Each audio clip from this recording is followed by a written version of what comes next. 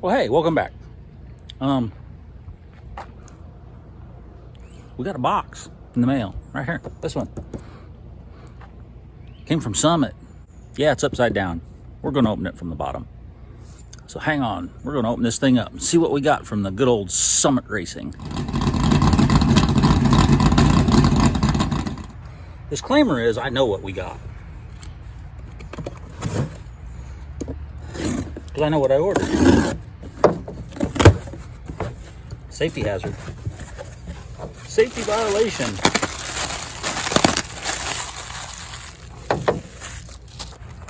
Got some metering block gaskets. Those are not metering block gaskets. Those are float bowl gaskets. Dumbass. Float bowl screw gaskets. And what we're really after. This was the whole reason for the order. Over the base plate gasket. Metering block gaskets, 2 of them. Float bowl gaskets, 2 of them. Instructions, we don't need those where we're going. A little handy dandy ring that's for shipping purposes. Float bowl gaskets and plastic ones that I don't really like. Air bleeds. More air bleeds. Is it air bleeds or jets? Those might be jets. What's the package say? Well, our card originally has 4. So, here we go. Shiny new 950 main body. Proform. They put Proform right on it. Shiny, pretty. So, leg booster. So here's the original 950. Let's put this stuff back in the box so we don't lose it. Including the instructions, we might need those. So the problem with this is, this carburetor is old. We bought it in 97, maybe? No later than 98, but I'm really thinking it was 97. Had it on a lot of different motors. It's worked really well. It's one of the old ones. It's an original. Doesn't have screw-in air bleeds. The problem with it being old is, that means I've worked on it. It means I've had the float bowls off of it 1,435 times each side. And that means when I've taken them off and putting them back on, I've over-tightened some things. These screws, over-tighten them probably 135 times too many. And there's at least 2 of the holes that have helicoils in them because I completely stripped them out. And there's 2 holes now, one on each side, that won't get tight. They start to snug up and that's all they'll do.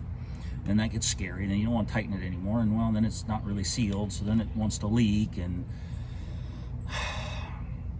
so what do? You spend $197 and buy shiny new parts that say Proform on them, that have screw-in air bleeds for adjustability, because, you know, somebody like me that likes to screw with stuff and mess it all up, that's what he needs, is more adjustability.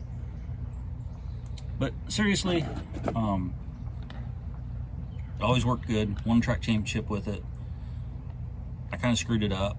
I'm sure I could send it to somebody and they could fix it, but it still wouldn't have screw-in air bleeds.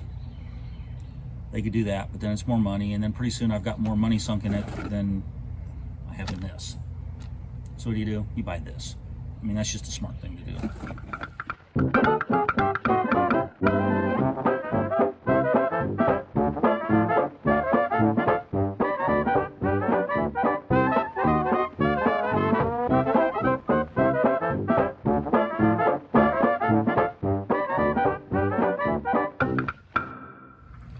So I forgot to video putting it back together, but so here it is,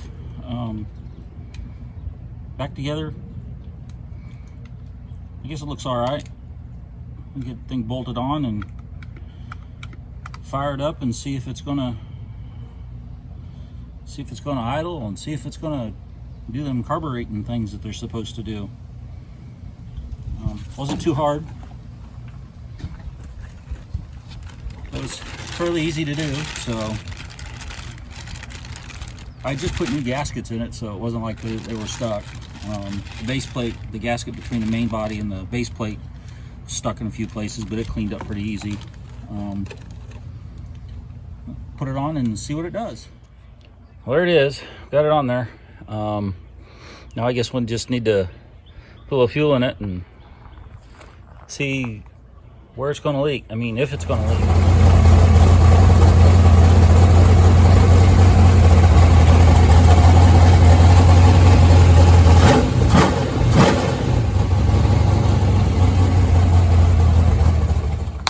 All right, so there we have it.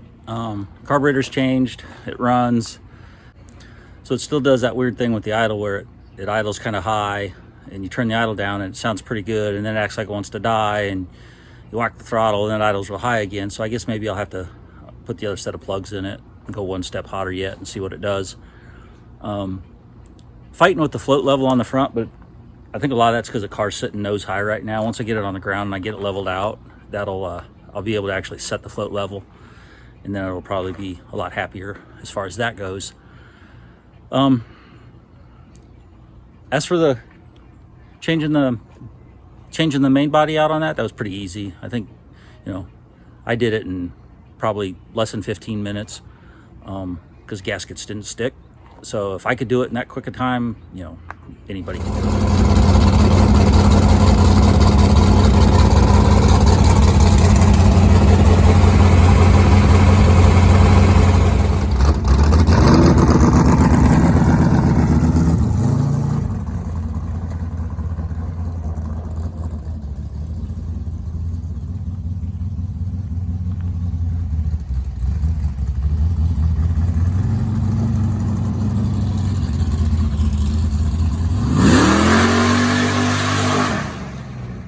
Take a look at that. Whoop, my finger's in the way. Well, take a look at that. It moved. It's there to there. And it's on the ground under its own power. Yeah, I was a little redneck deluxe and run it around the driveway loop a couple of times, and 3 times actually, and twice getting into it a little bit. The brakes were a little sticky at first, but they feel a lot better now. It left some pretty good. It feels pretty good. I think it's going to run all right. But yep, there it is. I changed plugs again. But I don't have much at this point because it's blazing hot out here, and I think I'm having a heat stroke. So I'll talk to you later.